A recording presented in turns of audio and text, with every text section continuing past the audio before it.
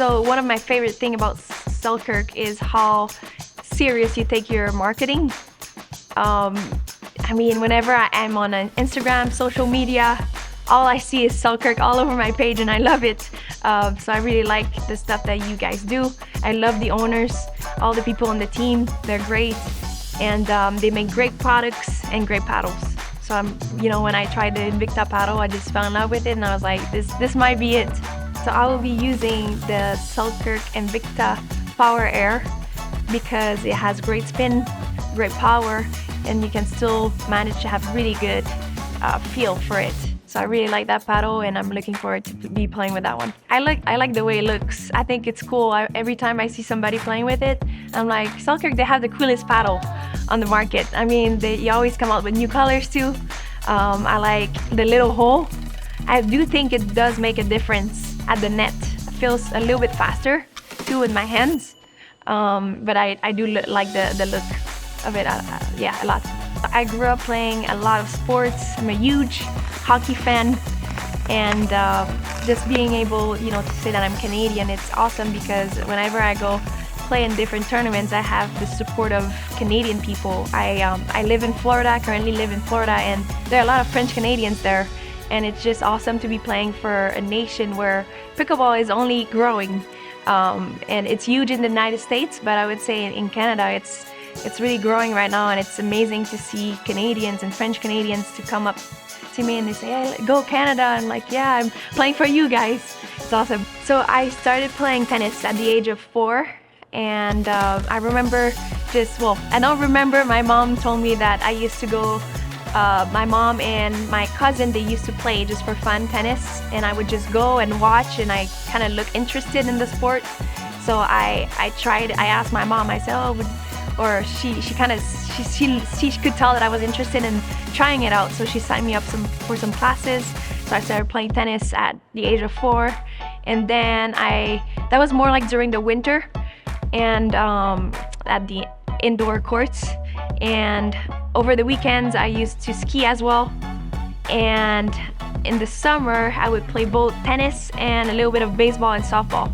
And I would say right before high school I had to pick in between if I wanted to keep going skiing wise or tennis wise. Like, I had to pick one of the programs, and I decided to continue with tennis because I had more opportunities, like for example come here on a full scholarship to play in the United States. So I decided to actually do that, get a full scholarship at the University of Arkansas. I played there for 1 year, and then I transferred to Michigan State, and that's where I played 3 years. This is where my head coach happened to be Simone Jardim, and she's the one who got me into pickleball once I was eligible to compete. And once I ran out of eligibility after my 4 years competing, and she asked me, do you want to go play pickleball? You will be good at it. She could tell I was missing playing, and I said, okay, sure, I'll give it a try. And I gave it a try and fell in love with the sport. So that's kind of how it started for me. One of the tennis players I look up to is Novak Djokovic. I love watching him. I think he's just so strong mentally.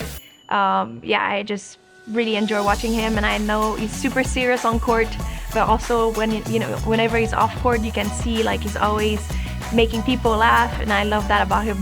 I create all different kind of content. I have a lot of tips on how to improve and how to get better pickleball wise. I do a lot of workout tips as well, or just to get a little stronger on the pickleball courts. I do a lot of highlights on whatever happens on and off the pickleball courts. So sometimes it's about my results. Sometimes I like to show how I am off court, so they get to know me a little bit more personally wise.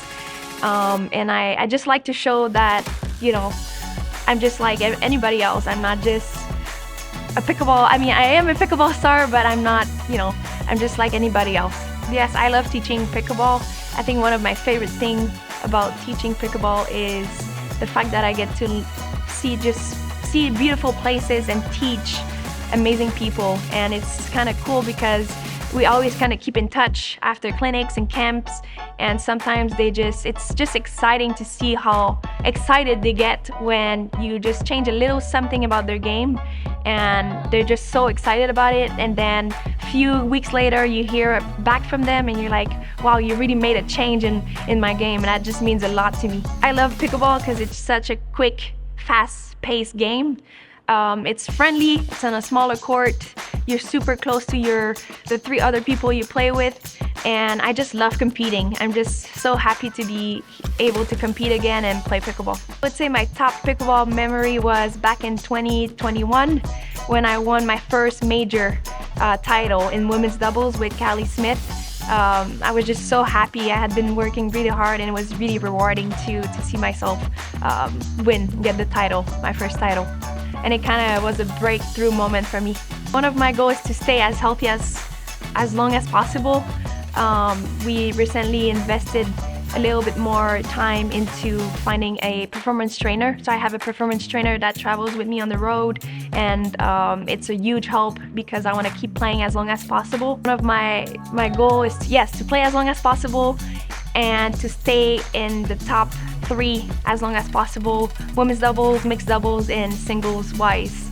And most importantly, I think, is to have fun doing it. I love spending time with my family, with Athena, my partner Athena, my little French bulldog that I don't get to see very often. And I love shopping, reading books, watching TV shows, and going to the movie theater. Skiing, yeah, playing any other sports really. I love playing any other sport other than, if I have a day off of pickleball, I like to go out there and just try something different, play another sport. Tennis sometimes, but which I haven't actually played tennis in a while. Yeah, that's kind of funny. So at the age of 16, I moved here in the United States, where I played at the University of Arkansas, and I didn't know English. So that was really hard for me to get used to speaking English or just learn a language, but I had to do it, and I think that's something that people don't really know, because now I'm almost fluent, if not fluent. It was not that bad actually. I was lucky because I had 2 friends at the University of Arkansas that were speaking French. They were French Canadian, so they helped me a ton. But it was not that good at the same time, because I would